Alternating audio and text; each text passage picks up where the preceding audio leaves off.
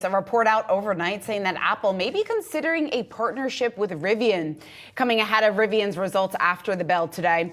Then we got news out of Lucid. Shares are sliding as the company expects to spend more while keeping production at the levels that missed expectations. The weakness also weighing on shares of Tesla here.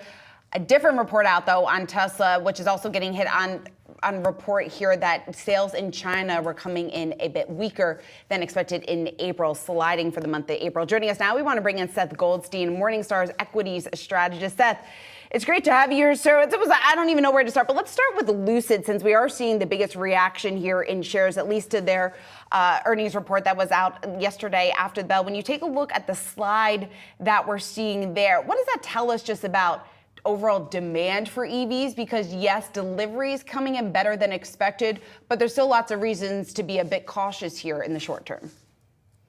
Yeah, when you look at Lucid, so deliveries grew. And so when I look at a high-end luxury vehicle demand for Lucid's consumers, we're still seeing that many consumers still want Lucid. They're still growing, which tells me there's still plenty of demand for their vehicles. But for Lucid and for other companies that are younger startups like Rivian and so on, the big question is, can they mass manufacture vehicles at a profit? And we saw with Lucid, they're still losing about $118,000 per vehicle on a gross profit basis. And I think the market's reacted negatively to that because they want to see closer moves towards profitability, a path to mass manufacturing profitability that they want to see from startups. Do you think that there's a path to profitability on the type of EV demand that we're seeing right now?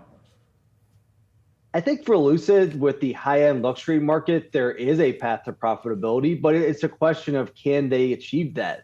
You know, it's very difficult to profitably make autos. We've seen multiple bankruptcies from EV startups that just came to the market a few years ago. And so it's on management to, try to drive down manufacturing costs, realize manufacturing scale as quickly as possible so they don't have to keep tapping the financial markets or, potentially look at going under. So another big headline here in the EV space this morning, Rivian potentially maybe partnering with Apple. No real details on what exactly, if in fact we do see that partnership, what it's going to look like. But I'm curious, though, to get your perspective. If we do see Apple still interested in the EV space, what is that going to do you think, for the industry? Well, Apple has a lot of really strong technology, and Apple would certainly have the balance sheet to throw a lot of money behind developing EV technology. Partnering with an existing manufacturer like Rivian sort of accelerates that development because remember, Apple scrapped their EV project. I think they didn't want to start fresh and build their own car, but a partnership route seems to make a ton of sense since EVs are a growing market. And I think Apple's looking at this as a new device per se to grow their technology and grow their revenue with a new end market. And so for Apple and Rivian to be able to get this right, where do you believe that Apple would need to ultimately see the biggest additive to their business? I mean, where does it make sense for them to see some type of benefit? And for Rivian, I mean, does this just mean, hey, we'll be able to sell more units, more R1Ts or more R2s or R3s, wherever we're going to be expecting those soon?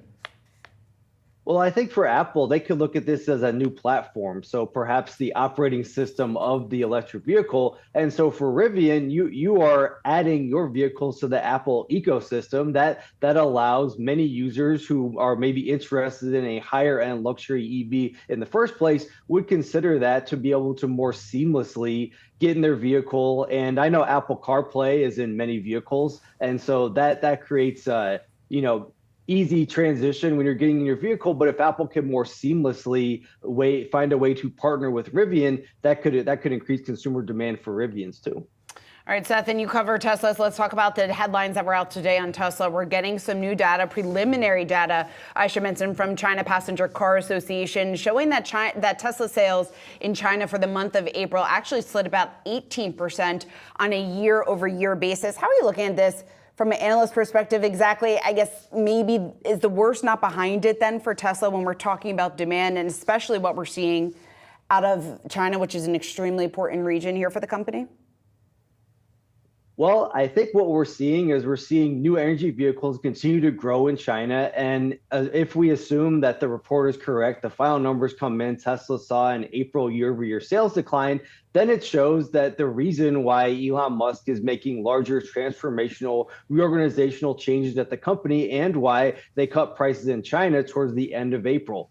That combined with the trade-in subsidy that the Chinese government issued towards the end of April, I think will help Tesla to set themselves up for a better rest of the year. But if they do have another month of declining sales, I think now we're seeing why Elon Musk is taking a lot more what might be seen as drastic steps towards righting Tesla's employee side, trying to reduce costs and trying to reduce prices to spur vehicle growth. Seth, can Tesla compete in China in the long run? When you take a look at the domestic players, much cheaper offerings than what Tesla is able to compete with. Yes, they have slashed their prices, but what is 3 to 5 years out? What does that look like then for Tesla, do you think, in the Chinese market?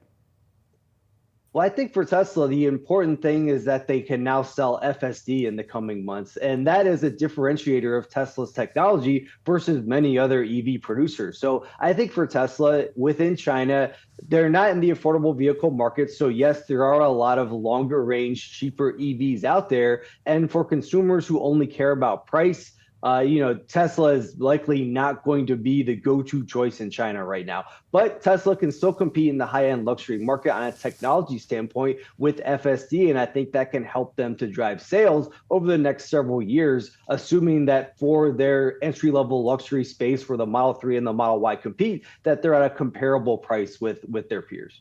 All right, Seth Goldstein, we have to leave it there. Morningstar equity strategist. Thanks so much.